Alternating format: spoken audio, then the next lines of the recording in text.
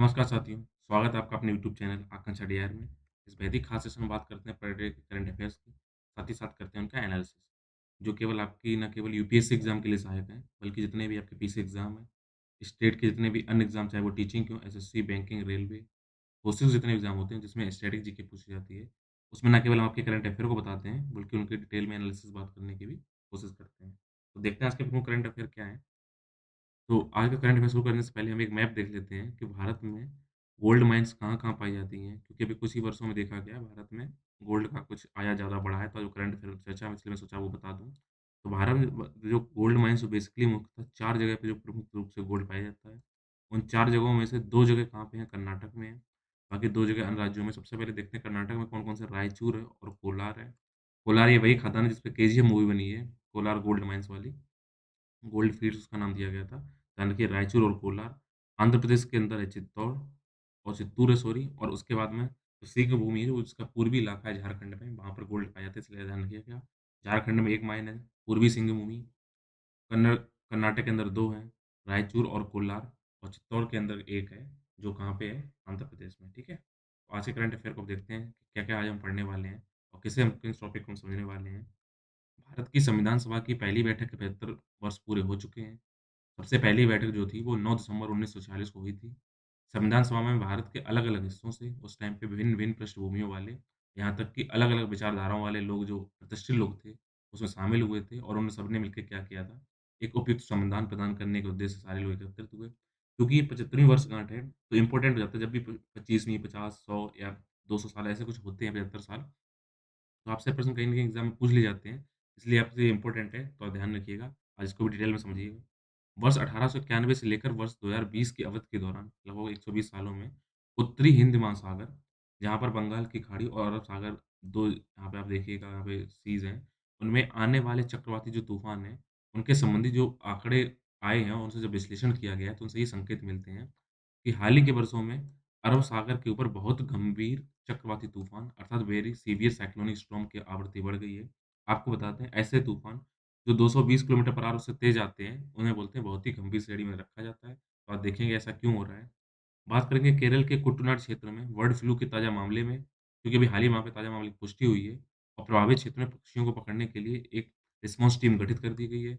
जाँच हेतु एक नए नमूने के लिए H5N1 जो इन्फ्लुएंजा है, वो एक में पाया गया है, इसलिए वहाँ पे देखा गया है बर्ड फ्लू खतरा आ गया है। ध्यान रखिए बर्ड फ्लू H5N1 इन्फ्लुएंजा से फैलता है। इसके अलावा आज हम बात करेंगे विश्व स्वर्ण परिषद अर्थात वर्ल्ड गोल्ड काउंसिल के बारे में। इसके अलावा बात करेंगे न्यूजीलैंड का आजीवन प्रतिबंध के बारे में और बात करेंगे ज्ञानपीठ पुरस्कार के बारे में।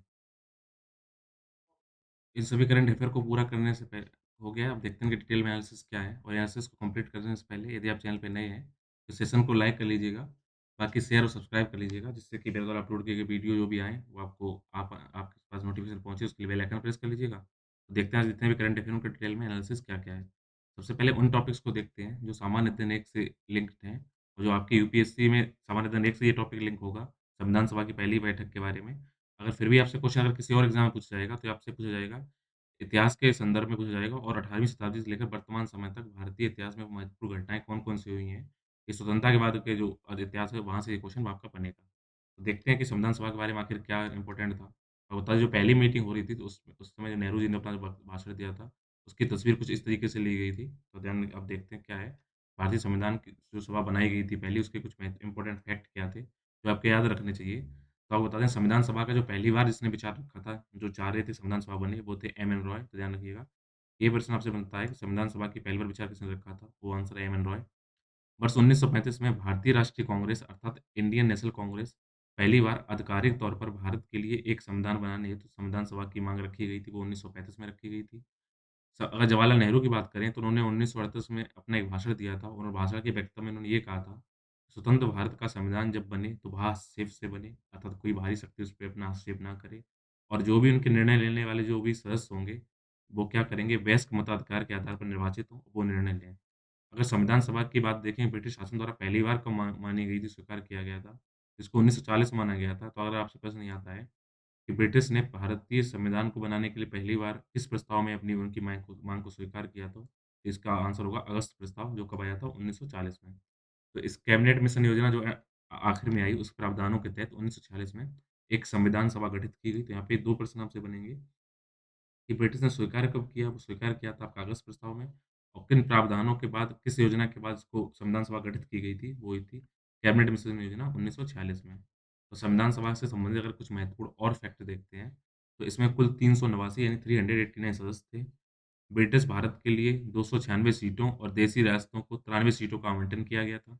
ब्रिटिश भारत के लिए आवंटित की गई कुल 296 सीटों में से दो 292 सदस्यों का उसमें जो किया गया था, चयन किया गया था, वो आपका चयन जो हुआ था, अगर इसमें देखा जाए तो कुल जो 296 सीटें थीं, उनमें 292 जो मेंबर थे, उनका क्या किया गया था, जो गवर्नर शासित प्रदेश थे, तो 11 प्रांत उस टाइम गवर्नर शासित प्रदेश थे, उनके द्वारा इनका चुनाव किया गया था, जबकि बचे हुए जो सीटें थीं, जो कुल 4 सदस्य थे, उनका जो मुख्य आयुक्त शासित जो प्रांत थे, उनसे किया गया था। साथ ही साथ जो सीटें जो दी गई थी कि संविधान सभा में कैसे सीटें बनेंगी, उनका जिस प्रांत में जितनी जनसंख्या थी, उनके रेशियो में उनके आधार पर उनको संख्याएँ दी गई थीं। अगर हम बात करते हैं ब्रिटिश ब्रिटिश प्रांत को आवंटित सीटों का जो निर्धारण किया गया था, तो 3 जगह से दिया गया था, जो समुदाय कौन-कौन शामिल किए गए थे। वो समुदाय या फिर मुस्लिम समुदाय से सीटें थीं, सिख समुदाय से थी, तो 2 को विशेष में उसमें दिया गया था, मुस्लिम और सिख का। इसके अलावा सामान्य के बीच में कुछ सीटें बाँट दी गई थीं। अगर हम प्रत्येक समुदाय के प्रतिनिधियों का चुनाव देखें, तो असेंबली में उस समुदाय के सदस्यों द्वारा किया जाना था और जब जब अगर आपको जो वोटिंग इलेक्ट हो रहे थे, उनको एकल संकीर्णीय मत के माध्यम से समानुपातिक तरीके से मतदान किया जाना था। आप उसका मोटा-मोटा अर्थ ये समझिए कि अगर आपने 4 कैंडिडेट खड़े हुए हैं, तो आप अपना नंबर देना होता था कि 1, 2, 3, 4 हम इनको नॉमिनेट कर रहे हैं। तो अगर पहले और दूसरे वाले के बीच में टाई अप हो जाता है या आधे से अधिक मत नहीं मिलते हैं, तो उनकी दूसरी काउंट गणना की जाती है, जैसे भी देश में राष्ट्रपति और उपराष्ट्रपति के चुनाव में की जाती है।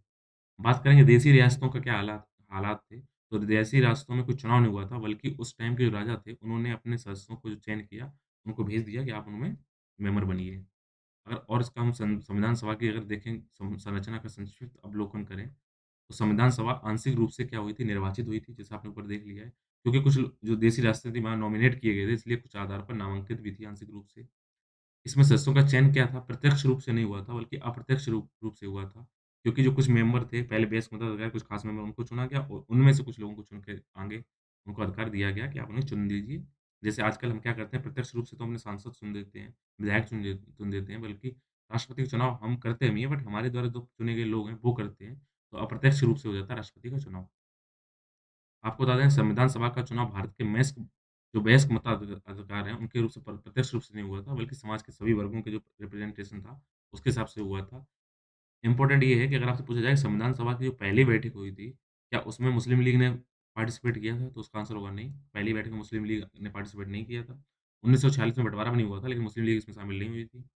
तो इस तरीके से संविधान सभा ने कुल 2 साल, 11 महीने और 18 दिन मिलके क्या किया, अपने 11 सत्र आयोजित किए। जैसे आजकल शीतकालीन मानसून सत्र होता है, बजट सत्र होता है। ऐसे टोटल 11 सत्र आयोजित करके उन्होंने क्या किया, संविधान को बनाया। उनका जो अंतिम सत्र था, वो 24 जनवरी 1950 को आयोजित किया गया था। इस टाइम 11 सत्र पूरे होते हैं। इनमें मुख्यतः हम देखें कि एक इम्पोर्टेंट जो 5 ये क्वेश्चन है, ये कहीं न कहीं ज़रूर आपके प्रश्न में आते हैं, तो इनको रट लीजिएगा और समझ भी लीजिएगा। कि जो राष्ट्रमंडल इसमें क्या-क्या चुनाव संविधान सभा ने क्या चुना? मई दो 1949 में राष्ट्रमंडल में भारत की सदस्यता का सत्यापन उन्होंने किया। एक ये दूसरा वाला पॉइंट है, काफ़ी इम्पोर्टेंट है कि 22 जुलाई 1947 को राष्ट्रीय ध्वज अपनाया गया था। आपसे प्रश्न ये आता है कि हमने अपना राष्ट्रीय ध्वज कब अपनाया? तो 22 जुलाई 1947 को। 15 अगस्त, 26 जनवरी नहीं, बल्कि 22 जुलाई 1947 को है। इसके अलावा राष्ट्रगान और राष्ट्रगीत हमने 24 जनवरी 1950 को अपनाए और राष्ट्रपति जो हमारे पहले थे डॉक्टर राजेंद्र प्रसाद, उनको भी 24 जनवरी 1950 को ही हमने चुना। और देखिए संविधान सभा की आलोचना क्यों होती है? तो ये क्या कहा जाता है कि संविधान सभा के जो भी सदस्य थे, उनका प्रत्यक्ष निर्वाचन नहीं हुआ। साथ ही साथ ये एक संप्रभु निकाय नहीं कह सकते कि उस टाइम भी ब्रिटिश का शासन था। इसके अलावा कि जो इन्होंने संविधान बनाया उसमें काफ़ी लंबा टाइम लगाया और इसके अलावा क्या हुआ था, इसमें उस टाइम पे कांग्रेस पार्टी का वर्चस्व था, ऐसा लोगों का मानना है। बट कहीं न कहीं कमियाँ ज़रूर रहती हैं, लेकिन जो संविधान बना उसी ने आज देश को एकजुट बनाए रखा है, तो कहीं न कहीं हमारे देश की संप्रभुता और एकता में उन्होंने काफ़ी योगदान दिया है। इसके अलावा इन्होंने बात की कि इसमें वकील और राजनेता प्रमुख रूप से थे, हिंदुओं का वर्चस्व था, ये सब कहने की बातें था, लेकिन उसका कोई इफ़ेक्ट नहीं पड़ता, हमने अच्छा किया।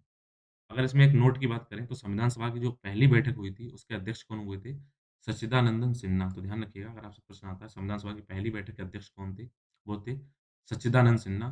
क्योंकि सच्चिदानंद सिन्हा जी थे उस समय संविधान सभा में भारत के सबसे उम्रदराज सदस्य थे और उन्हें 1910 से लेकर 1920 तक इम्पीरियल लेजिस्लेटिव काउंसिल के सदस्य रह चुकने का अनुभव भी था। आपको बता दें आज भी जब भी लोकसभा ने चुन के जब आती है, तो पहला जो अध्यक्ष बनता है, वो वही बनता है जिसने सबसे ज़्यादा जिसकी उम्र ज़्यादा हो। तो उस हिसाब से उसी परंपरा यहाँ से आई सच्चिदानंद सिन्हा जी के द्वारा। आइए बात करते हैं अरब सागर में चक्रवाती तूफ़ानों की संख्या बढ़ती जा रही है उनके बारे में। तो 1891 से 2020 के आंकड़े हैं। ये टॉपिक आपका जो आपके पेपर वन में जो आपके उसमें है मौसम संबंधी घटनाएँ हैं, जलवायु घटनाएँ, भू-अर्थ की घटनाएँ हैं, उसमें चक्रवात जो टॉपिक है उससे ये लिया गया है। तो आपको बता दें कि जब जो बहुत ही गंभीर चक्रवात तूफ़ान है, उनके अरब सागर में संख्या तो बढ़ रही है, लेकिन इनके द्वारा भारत के पश्चिमी तटवर्ती क्षेत्र हैं, अरब सागर पश्चिमी क्षेत्र में आपको बताना होना चाहिए, तो उससे अधिक खतरा नहीं रहा है, क्योंकि इनमें से क्या हुआ अधिकांश जो चक्रवात थे, वो क्या कहीं न कहीं और पश्चिम में जाके क्या चल कहाँ चले गए, ओमान और अमन देश जो यहाँ पे लगते हैं, उनके स्थलीय भागों पर आकर सिकुड़ गए और वहाँ पे उन्होंने थोड़ा बहुत असर कम हो गया क्योंकि जैसे स्थलीय भागों में चक्रवात टकराते हैं, तो उनकी ऊर्जा मिलना बंद हो जाती है सतह से और वो कहीं न कहीं वीक पड़ जाते हैं। तो और इसका अगर देखें विश्लेषण क्या कहता है कि पूर्वी तट पश्चिमी तट की तुलना में अत्यधिक गंभीर चक्रवात के प्रति अधिक अधिक संवेदनशील है अर्थात अरब सागर वाला इलाका जो है, वो कम संवेदनशील रहा है, बल्कि बंगाल की खाड़ी में चक्रवाती तूफ़ान अधिक आते रहे हैं। लेकिन फिर भी अत्यधिक गंभीर चक्रवाती तूफ़ानों की आवृत्ति जो है, उसमें जो फ्रीक्वेंसी है वो काफ़ी चेंज होती रही है, वो अरब सागर तरफ शिफ्ट हुई है। अगर हम बात करें पृथ्वी विज्ञान मंत्रालय के अधीन जो भारतीय मौसम विभाग है, भारतीय मौसम विज्ञान विभाग, उसके प्रारंभिक चेतावनी कौशल में लगातार सुधार होता रहा है। इसके परिणामस्वरूप क्या हुआ है, अब व्यापक स्तर पर मौतें नहीं होती हैं और धन की भी हानि नहीं होती, जनधन में थोड़ी रुकावट आई है। आपको बता दें कि जो आपदा को नियंत्रित करने के लिए बोर्ड गठित किया गया 2005 में, उसका नाम है राष्ट्रीय आपदा प्रबंधन प्राधिकरण अर्थात national disaster management authority NDMA और गृह मंत्रालय द्वारा प्रभावी जो रिस्पॉन्स रिस्पॉन्स के उपाय किए गए हैं, जिससे क्या हुआ है रिस्पॉन्स करने में और मिटिगेशन करने में इन आपदाओं को हेल्प मिली है। तो आप हम जिसकी बात करें वो बता दें आपको, जो इस साइड है ये हिंद महासागर, ये हिंद महासागर उत्तरी इलाका है, तो यहाँ पे पूर्वी साइड में हमारे भारत के बंगाल की खाड़ी है और पश्चिमी साइड में अरेबियन सी है। हिंद महासागर इधर ही जो बात ओमान यहाँ पे रहा, आपका यमन यहाँ पे वगैरह है, यूनाइटेड अरब वगैरह, तो इसके यमन यहाँ पे है। तो इस जगह बात की जा रही है कि चक्रवाती तूफ़ान आखिर आए तो लेकिन इधर शिफ्ट हो गए, तो उसका प्रभाव उतना नहीं रहा है और इस आंध्र प्रदेश, इस अरब सागर में तूफ़ानों की आवृत्ति बढ़ती गई है। अगर देखें इसके लिए ज़िम्मेदार कारक हैं क्या? तो सबसे पहला ज़िम्मेदार कारक है ग्लोबल वार्मिंग या फिर वैश्विक ऊष्मन जिसको कहते हैं। क्यों आपको बताना चाहिए? जब भी कोई चक्रवाती तूफ़ान बनता है तो उसको सबसे पहले एनर्जी क्या बनती है कहाँ से मिलती है? वो समुद्र की सतह में पानी होता है, उसके वाष्पन से उन्हें क्या हीट मिलती है। तो हम देखें पिछले कुछ वर्षों में या पिछले 40 वर्षों की बात की जाए तो इन सतही जो तापमान है वो 1.4 से लेकर 2 डिग्री सेल्सियस का ऑन एवरेज बढ़ता चला गया है, जिसकी वज़ह से जो जब भी गर्मी होगी तो क्या होगा, जलवाष्प ऊपर जाएगा जिससे संवहनीय वर्षा होगी और संवहनीय वर्षा में तीव्रता आती है और इसी तीव्रता के चक्कर में तीव्र चक्रवाती तूफानों का निर्माण हो जाता है। तापमान में जब वृद्धि होती है तो अरब सागर में विकसित होने वाले चक्रवात हैं, उनकी तरह उनकी जो तीव्रता है उनमें पर्याप्त ऊर्जा आपूर्ति होती है। जब ऊर्जा ज़्यादा होगी तो उनमें क्या होगा, कहीं न कहीं उनका निर्माण और स्पीड से होगा। अरब सागरीय चक्रवातों के लिए जो अनुकूल पवन अवरूपण यानी कि विंड शीयर जो है, वो भी यहाँ पे काफ़ी इम्पोर्टेंट है क्योंकि यहीं से पवनें मुड़ती हैं। जैसे क्या होता है, उच्च स्तरीय जो पूर्वी पवनों की वजह से क्या हुआ था, क्योंकि वो यहाँ पे पूर्वी पवनें जब चलती हैं तो क्या करती हैं, पूर्व से पश्चिम तरफ आती हैं, तो चक्रवाती जो ओखी था, उसका जो लो प्रेशर एरिया था, तो बंगाल की खाड़ी बनना था, लेकिन शिफ्ट होके कहाँ चला गया इन पवनों की वजह से, अरब सागर के अंदर। तो इसमें एक इम्पोर्टेंट टॉपिक ये है कि आपने देखा होगा कि हैती आ गया, हुदहुद आ गया, ओखी आ गया। तो ये चक्रवाती जो तूफ़ान होते हैं, अम्फ़न है, तो इनके नामकरण कैसे होता है? अब अचानक ये नाम कैसे आता है? कभी आपने गुलाब नाम सुना होगा। तो नॉमिनिंग ऑफ साइक्लोन की बात कैसे की जाती है? तो आपको बताते हैं। पैनल ऑन ट्रॉपिकल साइक्लोन अर्थात उष्णकटिबंधीय चक्रवातों पर एक समिति बनी थी। उसके द्वारा वर्ष 2000 में ओमान सल्तनत की जो राजधानी मस्कट है, उसमें एक आयोजित हुआ था WMO ESCAP अर्थात वर्ल्ड मेटीरियोलॉजिकल ऑर्गनाइज़ेशन, जिसमें इकोनॉमिक, सोशल कॉर्पोरेशन या कोऑर्डिनेशन सॉरी कमीशन था, इकोनॉमिक सोशल कमीशन कहाँ था? एशिया एंड पैसिफिक क्षेत्र के। उनमें 27वें सत्र में जब वहाँ पे उनकी जब मीटिंग चल रही थी 2000 में, तो उन्होंने बंगाल की खाड़ी और अरब सागर में उत्पन्न होने वाले जितने भी उष्णकटिबंधीय चक्रवात, क्योंकि हम उष्ण प्रदेश में रहते हैं, तो इसलिए उनके उष्णकटिबंध में आने वाले चक्रवातों को उष्णकटिबंधीय चक्रवात नाम दिया था। इन्होंने क्या बोला था, इस बात पे सैद्धांतिक इन्होंने सहमति ज़ाहिर की ओमान के अंदर कि हम इनका नोमेनक्लेचर करेंगे, नाम रखेंगे। तो इसी हिसाब से जो इंडियन ओशियन में जो आने वाले चक्रवाती तूफ़ान हैं, भारतीय मौसम विज्ञान और Indian meteorological department, world medical department, इसके अलावा जो इकोनॉमिकल सोशल कमीशन है, जो एशियन पैसिफिक है, वो मिलकर क्या करते हैं, वो लिस्ट बनाते हैं, उस हिसाब से नाम आते हैं। तो प्रेज़ेंट टाइम में अभी 169 नामों के ट्रॉपिकल साइक्लोन लिस्ट है, उनके आते रहेंगे, उस हिसाब से नाम होता रहेगा। तो जो ये वर्ल्ड मेट्रोलॉजिकल ऑर्गनाइजेशन और United nation economic and social commission for Asian Pacific है, ये क्या करते हैं, ये उत्तरी हिंद महासागर में उष्णकटिबंधीय चक्रवातों का नामकरण करते हैं। उनकी शुरुआत जब नॉमिनेशन क्या है, वो कब हुई? 2000 सितंबर 2004 से फिर उन्होंने नाम रखने स्टार्ट किए। उस टाइम पे इसमें 8 देश थे, भारत के और उसके पड़ोसी बांग्लादेश, भारत, मालदीव, म्यांमार, ओमान, पाकिस्तान, श्रीलंका और थाईलैंड इनके द्वारा इसको स्थापित किया गया था। इसमें 5 अंश और अब जुड़ गए हैं, तो बेसिकली 8 लोग कौन से थे? जो हमारे पड़ोसी देश हैं, वही इसमें देश थे। बंगाल की खाड़ी और अरब सागर के ऊपर निर्मित होने वाले जितने भी चक्रवाती तूफान हैं, जब वो उपयुक्त तीव्रता हासिल कर लेते हैं, तब उनको एक रीजनल स्पेशल मेट्रोलॉजिकल सेंटर जो बनाया गया, ध्यान रखना इनका क्षेत्रीय कार्यालय कहाँ पे? नई दिल्ली में है। तो एक एक गति होती है इन चक्रवाती तूफ़ानों की, वो पहले मैं बता चुका हूँ। तो उससे एक ख़ास श्रेणी जब ऊपर निकल जाते हैं, तो उनका नॉमिनेशन कर दिया जाता है। तो आपको बता दें, भारत मौसम विभाग है जो, तथा 5 उष्णकटिबंधीय चक्रवाती केंद्रों सहित विश्व भर में कुल 6 हमारे पास विशिष्ट मौसम विज्ञान केंद्र हैं। अगर इसमें एक नोट करने वाली बात करें, तो बहुत गंभीर जो चक्रवात जब नॉमिनेशन होता है, वो कब होता है? जब 220 किलोमीटर प्रति घंटे की रफ़्तार से हवाओं जब उससे ऊपर चलती हैं, तो उसको बोलते हैं severe cyclone, very severe cyclone. और आपको बता दें, ये अत्यंत गंभीर चक्रवात जो होता है, उसकी चौथी श्रेणी उसके ऊपर वाला होता है, 5वें नंबर पे आता है, बहुत ही गंभीर चक्रवात। देखते हैं सामान्य दूसरे लिंक टॉपिक के बारे में, बात करेंगे बर्ड फ्लू के बारे में, जो कि आपका स्वास्थ्य से संबंधित टॉपिक है। तो बर्ड फ्लू का भी हाल ही में क्या ताज़ा मामला केरल के कुटनाड में देखा गया है। तो बर्ड फ्लू के बारे में बात करें, तो बर्ड फ्लू को जैसे हम बोलते हैं, इसको फ्लू हो गया, जुकाम हो गया, वैसे इनको बर्ड को फ्लू हो जाता है, जुकाम टाइप हो जाता है, उनको इन्फ्लुएंजा बोलते हैं। इसे एवियन इन्फ्लुएंजा भी कहा जाता है। ये विश्व भर में जितने भी वन्य पक्षी हैं या प्राकृतिक रूप से पाए जाने वाले जितने एवियन इन्फ्लुएंजा टाइप ए के वायरस हैं, उनके कारण होने वाली बीमारी पक्षियों में नॉर्मली हो जाता है। किससे? Avian influenza type A virus से। ध्यान रखना, ये वायरस से होने वाली बीमारी है। इससे जो संक्रमित जो होते हैं पक्षी, उनमें क्या होता है, हल्के से लेकर गंभीर इन्फ्लुएंजा जैसी बीमारी होने के लक्षण दिखाई पड़ते हैं। अगर उनकी क्लासिफिकेशन की बात करें, तो इन्फ्लुएंजा ए वायरस को भी 2 टाइप में डिवाइड किया जाता है। पहला होता है हेमाग्लुटिन एचए जिसको बोलते हैं, दूसरा होता है न्यूरोमिनिडेशन अर्थात एनए। तो ध्यान रखना, एचए और एनए के आधार पर इसमें क्या किया गया है, इनके भी सब टाइप किए गए हैं। जिसमें 18 एचए टाइप के वर्ग लोग इन्फ्लुएंजा हैं और 11 एनए टाइप के उपकरण पाए जाते हैं। और इनमें क्या होता है कि इनके अंदर जो इन्फ्लुएंजा होता है, वो प्रोटीन के क्या होता है, कॉम्बिनेशन से मिलकर बनता है। तो प्रोटीन के कई संयोजन हो सकते हैं, जैसे H5N1, S7N2, H9N6, S17N10 ऐसे इनके नाम होते हैं। तो ये H5N1 जैसे आपने स्वाइन फ्लू के बारे में सुना होगा। तो इसके हम देखें कि फैलता कैसे है। ये हाल ही में देखा गया है कि मनुष्यों में क्या हुआ है, जो संचरण हुआ है, वो कैसे हुआ है? या तो जानवरों के द्वारा एवियन के द्वारा हुआ है, या फिर स्वाइन इन्फ्लुएंजा के संक्रमण की खबरें आई हैं। तो इसमें सबसे बड़ी दिक्कत क्या है, जब भी मानवों को इससे संक्रमण होता है, तो उनमें क्या होता है, उनमें मृत्यु दर लगभग 60% हो जाती है, यानी कि आधे से अधिक चांस होता है वो मर सकते हैं। इस वायरस के संचरण का सबसे आम तरीका क्या होता है, आप सीधे संपर्क में आ जाएँ, मतलब क्या है, अगर आप किसी संक्रमित पोल्ट्री फार्म में रहते हैं या ऐसी जगह पे रहते हैं जो जो दूषित है इस इन्फ्लुएंजा से, उसकी हवा के अगर संपर्क में आते हैं, तो ऐसा वायरस क्या होता है, मानवों में आ सकता है। तो अब तक मानवों में H5N8 जो विषाणु संक्रमण के मामले अभी तक नहीं पाए गए हैं। H5N8 किसका है? एवियन इन्फ्लुएंजा का ही वायरस है। आम जनता के लिए इसके संक्रमण को जोखिम काफ़ी कम अभी देखा गया है। अभी तक मुर्ग ऐसा भी देखा गया है कि मुर्गी के मांस खाने से या अंडे का सेवन करने से मनुष्यों में वायरस पहुँचने संबंधी कोई प्रमाण नहीं मिले हैं। किंतु नियंत्रण और निवारक कार्यों के दौरान ऐसा देखा गया है कि अगर कहीं पर हमने मृत पक्षियों का या बीमार पक्षियों का हमने कहीं पे इलाज कर रहे हैं मानव, या फिर ऐसे क्षेत्रों में जहाँ दूषित पदार्थों के प्रबंधन करते समय उन्होंने क्या किया, जो उनके उनसे इन्फेक्टेड चीज़ें हो गई थी, उनको उन्होंने मैनेज कहीं और जाके डिकम्पोज़ किया है, तब उस टाइम अगर आवश्यक सावधानी नहीं बरती गई, तो उनमें ऐसे लक्षण देखे गए हैं। तो ऐसा बोला जाता है कि आप क्या करें, पोल्ट्री उत्पाद जितने भी होते हैं, चाहे मांस हो, अंडे हों, उनको अच्छी तरीके से पकाएँ, तब उनको आप खाइए। और हम देखिए इसके नियंत्रण के क्या उपाय हो सकते हैं। सबसे पहले क्या होता है, जब जिन जानवरों में ये इन्फ्लुएंजा हो जाता है, बेसिकली ये बतख में होता है, मुर्गी में होता है। तो इनमें क्या होता है, जैसे ही संक्रमण का पता चलता है, तो उनको नियंत्रण संक्रमण को नियंत्रण करने के लिए और मुर्गियों के आगे ना फैले या बतख के ना ना फैले, तो उनको मारना जिसको कलिंग कहते हैं, वो हम शुरू कर देते हैं। तो जानवरों की हत्या करने के अलावा मारे गए जितने भी जानवर हैं, उनको किसी और जितने भी अनसब प्रोडक्ट हैं, उनसे लिंक हैं, उनको क्या किया जाए, अच्छी जगह पे क्या सुरक्षित निपटान किया जाए। साथ ही साथ उस जो भी पूरा परिसर है, जिस डॉर्मेट्री में या जिस इलाके में पूरा रखे गए थे सारे पक्षी, उनको अच्छे से क्या किया जाए, ट्रीट किया जाए, अच्छे से उनको सैनिटाइज़ किया जाए और पूरे इलाके को जो कर्मी वहाँ के जो काम करने वाले जो वहाँ कर्मचारी हैं, उनको किया जाए, क्वारंटाइन कर दिया जाए। बर्ड फ्लू को हम देखते हैं, अगर मानवों के अंदर लक्षण है वो किस तरीके से होते हैं।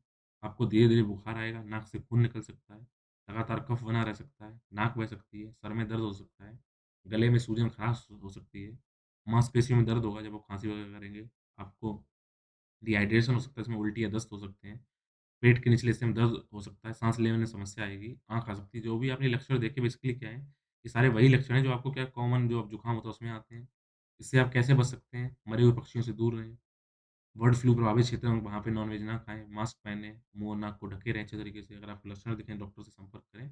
लगातार हाथ धोते रहिए और खासकर खाने से पहले आप हाथ को धोइए। अगर हम बात करें भारत को 2019 में एवियन इन्फ्लुएंजा जो H5N1 है, जो इसका ये आपका ये आप जो स्वाइन फ्लू का है, उससे हमको मुक्त घोषित कर दिया गया है। हम तब तक मुक्त घोषित रहेंगे, जब तक कि H5N1 का कोई नया मामला देश के अंदर नहीं आ जाता। ध्यान रखना H5N1 को हमने 2019 में ही परास्त कर दिया है। आइए बात करेंगे विश्व स्वर्ण परिषद के बारे में, वर्ल्ड गोल्ड काउंसिल के बारे में। ये आपके महत्वपूर्ण अंतर्राष्ट्रीय 3 संस्थान होते हैं। उनके कैसे कार्य करते हैं वो, उनकी क्या संरचना होती है, उससे लिंक टॉपिक है ये। इसमें अगर क्वेश्चन आता है तो सीधा-सीधा क्वेश्चन आ सकते हैं आपके पास या फिर डिटेल में कुछ पूछा जाएगा। तो अगर हम देखें कि जो वर्ल्ड गोल्ड काउंसिल है, उसने एक रिपोर्ट निकाली थी जिसका नाम है भारत के बुलियन ट्रेड। और भारत में बुलियन मतलब सोना जो होता है बुलियन, उसमें अगर रिपोर्ट की हम बात मानें, तो वर्ष 2016 से 20 के बीच में भारत में जो भी सोना है उसको हमने लगभग 86% हमने आयात किया हुआ है और देश में अभी भी उच्च इम्पोर्ट ड्यूटी यानी जो भी हम चीज़ें बाहर से लाते हैं, उन पे हम ड्यूटी देते हैं, टैक्स देते हैं। उतना होने के बावजूद भी सोने के आयात में लगातार वृद्धि जारी है। अर्थात हम बाहर से लगातार विदेशों से सोना खरीद रहे हैं। साल 2012 में हमने पहली बार इसमें इम्पोर्ट ड्यूटी में क्या किया था, हमने वृद्धि की थी और भारत ने लगभग 6,581 टन सोने का आयात किया। ध्यान रखिएगा, लगभग साढ़े 6,000 टन हमने क्या किया, सोना आयात कर लिया है। इस हिसाब से हमने लगभग पर ईयर कितना सोना आयात किया, लगभग 730 टन। अगर आप क्विंटल में बात करें तो 7300 क्विंटल हमने सोना क्या किया है, आयात किया है। वर्ष 2020 की बात करें, वर्ष 2020 में भारत ने 30 से भी ज़्यादा देशों से 377 टन सोने का आयात किया है और इसका 55% हमने सिर्फ़ 2 इस देशों से कहाँ से? स्विट्ज़रलैंड से 44% और संयुक्त अरब अमीरात से हमने 11% क्या किया, सोना वहाँ से लेके आए हैं, सिर्फ़ 2 देशों से, कहाँ? स्विट्ज़रलैंड और संयुक्त अरब अमीरात से। पिछले स 5 सालों की अगर बात करें तो सोने की डोर यानी कि सोने का जो धागा आता है, वो पीली धातु के अधिक हमने उसको आयात किया है, इस बात को ध्यान रखिएगा। हम देखें इतना सोना के अगर इतना इम्पोर्टेंस है तो सोने का इकोनॉमी में क्या लिंक है, क्या फ़ायदा होता है सोने का? तो एक तो क्या होता है मुद्रा के रूप में कार्य करता है क्योंकि अधिकांश टाइम पे आपने चाहे इतिहास में देखिए या वर्तमान काल में देखिए, तो वैश्विक हमेशा इसको एक रिज़र्व मुद्रा के रूप में यूज़ किया गया है। और संयुक्त राज्य अमेरिका की बात करें तो 1971 तक उसने भी गोल्ड स्टैंडर्ड को अपना एक रिज़र्व के रूप में या करेंसी के रूप में अपनाया हुआ था। बाद में उन्होंने डॉलर अपना लिया। अगर हम देखें जब भी महँगाई आती है तो लोग क्या करते हैं महँगाई से बचने के लिए सोने में अपना इन्वेस्ट कर देते हैं तो वहाँ भी ये काम आता है। साथ-साथ ये मौद्रिक ताकत की भी बात रखता है क्योंकि जब भी आप देखते हैं कोई भी हम अगर हमारे पास क्योंकि इसका एक सांकेतिक मूल्य नहीं होता है, इसका रियल वैल्यू होती है। तो हमारे पास जो कागज़ के नोट होते हैं उनकी सांकेतिक वैल्यू है। जब भी नोट छपते हैं तो उतना सोना हम क्या करते हैं स्टोर करते हैं, रिज़र्व कर लेते हैं। तो अगर हमने क्या किया किसी चीज़ का हम आयात करते हैं तो बदले में हमें क्या करना होता है? सोने में अगर हम पेमेंट करते हैं तो हमारा सोना कम होगा। अगर हमने निर्यात करते हैं तो बेसिकली हम क्या करते हैं? अगर हमने चीज़ों को बाहर भेजा तो हमें बाहर की करेंसी मिलेगी तो कहीं न कहीं हमारे सोने में इज़ाफ़ा होगा। तो इससे सोने की कीमतों में और हमारी मौद्रिक स्थिति में क्या होगा? हमारी मजबूती आएगी और सकल निर्यात मूल्य भी हमारा बढ़ेगा। ये सोने का फ़ायदा है। तो अगर आपने बार-बार देखा है, ये जो रिपोर्ट आई है, वो रिपोर्ट आई है वर्ल्ड गोल्ड काउंसिल के द्वारा। तो देखते हैं वर्ल्ड गोल्ड काउंसिल काम क्या करता है और ये है क्या? तो वर्ल्ड गोल्ड काउंसिल जो है, ये जितने भी गोल्ड इंडस्ट्री है, उनके लिए एक बाज़ार विकास संगठन है। ये सोने की माइनिंग से लेकर उसके जहाँ इन्वेस्टमेंट किया जाता है, उन तक के सभी उद्योगों के भागों में कार्य करती है। और इसका उद्देश्य सोने की माँगों को क्या करना है, कहीं न कहीं प्रोत्साहित करना है, आगे बढ़ाना है। और इसके जो मेंबर हैं, वो विश्व की सभी प्रमुख जो सोना खनन कंपनियाँ सॉरी गोल्ड माइनिंग जो कंपनी है, उनके सारे इसमें मेंबर होते हैं। ये अपने सदस्यों को एक ज़िम्मेदार तरीके से खनन करने, संघर्ष मुक्त स्वर्ण मानक विकसित करने के लिए इसमें हेल्प करते हैं। और अगर देखें कि इसका वर्ल्ड गोल्ड जो काउंसिल है, उसका सेंटर कहाँ पे है? यूनाइटेड किंगडम में है। ये भारत, चाइना, सिंगापुर, जापान और संयुक्त अरब अमेरिका है, उनके साथ मिलकर कार्यालय यहाँ पे स्थित किया गया है। इस बात को ध्यान रखिएगा। न्यूज़ीलैंड ने भी बहुत अच्छा कदम उठाया है, उसके बारे में देखते हैं कि न्यूज़ीलैंड ने आजीवन प्रतिबंध लगा दिया है। तो किसी पे प्रतिबंध लगाया है? तो न्यूज़ीलैंड ने वर्तमान समय में जो भी लोग जो 14 वर्ष की आयु के हैं, अर्थात जिनका अगर 14 वर्ष इस टाइम देखें यानी जिनकी जो जन्म वर्ष 2008 के बाद हुआ है, तो ऐसे किसी भी व्यक्ति को जीवन भर के लिए सिगरेट खरीदने पर प्रतिबंध लगा दिया है, बहुत बड़ी बात है। पूरी लाइफ़ टाइम उन्होंने बैन लगा दिया है कि ऐसे लोग जो 2008 के बाद पैदा होंगे, 2008 से या उसके बाद, वो कभी भी अपनी लाइफ़ में सिगरेट नहीं खरीद पाएँगे। और इससे क्या होगा कोई भी युवा सिगरेट या तम्बाकू उत्पाद को अपने पूरे जीवन में ना यूज़ कर पाएगा। और एक बार वहाँ पे अगर उन्होंने रूल बना दिया तो वहाँ रूल फ़ॉलो भी होते हैं। तो ऐसा नहीं है कि हमारे देश में शराबबंदी तो होती है लेकिन शराब मिलती रहती है और उनसे कई बार मौतें भी होती रहती हैं। प्रेज़ेंट टाइम सबसे ज़्यादा शराबबंदी बिहार में मुद्दा हुआ है और बिहार में सबसे ज़्यादा मौतें हो रही हैं इस कच्ची शराब पीने से। लेकिन वहाँ पे जो विकसित देश हैं अगर उन्होंने एक बार बैन किया तो वास्तविक वहाँ बैन होता है। तो वहाँ इन्होंने लाइफ़ टाइम बैन लगा दिया है। तो इसके और हम देखें तो न्यूज़ीलैंड सरकार द्वारा साल 2022 के अंत तक इस बेहद कठोर कानून को लागू किए जाने की योजना है। ये जो इन्होंने प्रतिबंध लगाया है, ये तम्बाकू से होने वाली मौतों को रोक लगाने के लिए विश्व में लागू सभी कानूनों में सबसे सख्त है। इसे देश के असमान रूप से प्रभावित माओरी जो आदिवासी आबादी है, उस पर केंद्रीय व्यापक योजना का हिस्सा ध्यान रखना। अगर आपसे प्रश्न ये आता है कि माओरी आदिवासी समुदाय किस जगह पाया जाता है, किस देश में पाया जाता है, ध्यान रखना ये न्यूज़ीलैंड, ठीक है? इसे याद रखिएगा। न्यूज़ीलैंड इससे पहले ही उन 17 देशों में शामिल है, जहाँ बिना मसाले की सिगरेट की पैकेजिंग अनिवार्य कर दिया गया है कि आप क्या करेंगे, सिगरेट में मसाले यूज़ नहीं करेंगे। न्यूज़ीलैंड में 18 साल से कम उम्र के बच्चों या किसी व्यक्ति को तम्बाकू उत्पादों की बिक्री पर पहले ही वहाँ पर रिस्ट्रिक्शन लगे हुए हैं। सरकार का ये भी मानना है कि अगर 2025 तक राष्ट्रीय वयस्क धूम्रपान में, यानी जो जितने भी यंग लोग हैं, उनके वयस्क धूम्रपान में अगर 5% से कम उनको लाना है कि उसको यूज़ ना करें, कम से कम 5% से नीचे आ जाएँ, उसके लक्ष्य को हासिल करने के लिए अभी तक जो कदम उठाए गए, वो पर्याप्त नहीं है। ज़रूरी था कि वो आजीवन इस पे बैन लगा दें। आज ही बात करेंगे आज के लास्ट टॉपिक ज्ञानपीठ पुरस्कार के बारे में। काफ़ी इम्पोर्टेंट टॉपिक है और अक्सर प्रश्न इससे बनते हैं, चाहे किसी भी एग्ज़ाम में हो। तो ज्ञानपीठ पुरस्कार कुछ उसका प्रशस्ति पत्र इस तरीके से होता है, ध्यान रखिएगा। वहाँ पर सबके साइन कर दिए जाते हैं और इसको ज्ञानपीठ अवार्ड को इस तरीके से दिया जाता है। तो आइए चर्चा करते हैं। ज्ञानपीठ पुरस्कार इस टाइम करंट अफेयर की चर्चा में क्यों बना हुआ है? क्योंकि इस वर्ष वर्ष 2021 का और वर्ष 2022 के लिए 56वाँ और 27वाँ ज्ञानपीठ पुरस्कार की घोषणा की गई है, तो कन्फ्यूज़ मत हो जाइएगा। पिछले साल का भी इस बार दिया गया है। मतलब जो 20 में लिखते हैं वो 21 में उनको अवार्ड मिलता है, 21 में लिखते हैं उनको 22 में अवार्ड मिलता है, इसलिए 2 ज्ञानपीठ पुरस्कार 56वें और 57वें एक साथ उनकी घोषणा कर दी गई, ध्यान रखिएगा। इस बार 2 ज्ञानपीठ पुरस्कार दिए जा रहे हैं। वर्ष 2021 के लिए असमिया साहित्यकार नीलमणि फूकन जी को और वर्ष 2022 के लिए कोंकणी जो साहित्यकार हैं, दामोदर मावजी को ये ज्ञानपीठ पुरस्कार दिया गया है। तो अगर ज्ञानपीठ पुरस्कार की चर्चा करें, देखते हैं, ये देश का सर्वोच्च साहित्य पुरस्कार है ज्ञानपीठ पुरस्कार। ये लेखकों साहित्य में उनके उत्कृष्ट योगदान के लिए दिया जाता है। तो ज्ञानपीठ पुरस्कार अंग्रेजी भाषा सहित भारतीय संविधान की 8वीं अनुसूची में जितनी भाषाएँ हैं, उनमें लेखन दिया जाता है, ध्यान रखना। तो इस तरीके से ज्ञानपीठ पुरस्कार अगर क्वेश्चन आ जाए कुल कितनी भाषाओं में दिया जाता है, तो कुल 23 भाषाओं में दिया जाता है, जिसमें 22 भाषाएँ भारतीय संविधान की जो 8वीं अनुसूची है उसमें शामिल है, प्लस 1 किसमें है, जो अंग्रेजी है उसको दिया जाता है। यह पुरस्कार जो भी जिसको दिया जाता है वो केवल भारतीय नागरिक को मिलता है, विदेशी नागरिक को ये पुरस्कार नहीं दिया जाता है।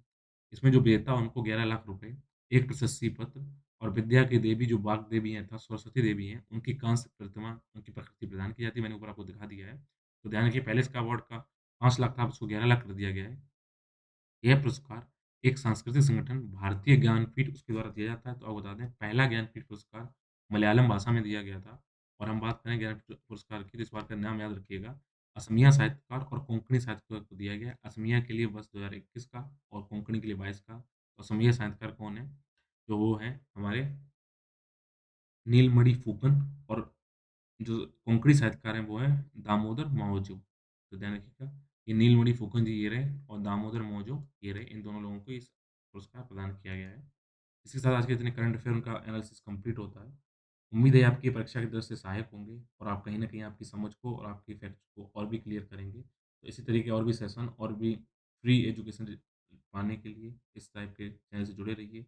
सब्सक्राइब करिए मेरे यूट्यूब चैनल आकाश अध्याय को। मिलेंगे एक नए सेशन में एक नए टॉपिक के साथ। तब तक के लिए स्वस्थ रहिए, मस्त रहिए। Thank you.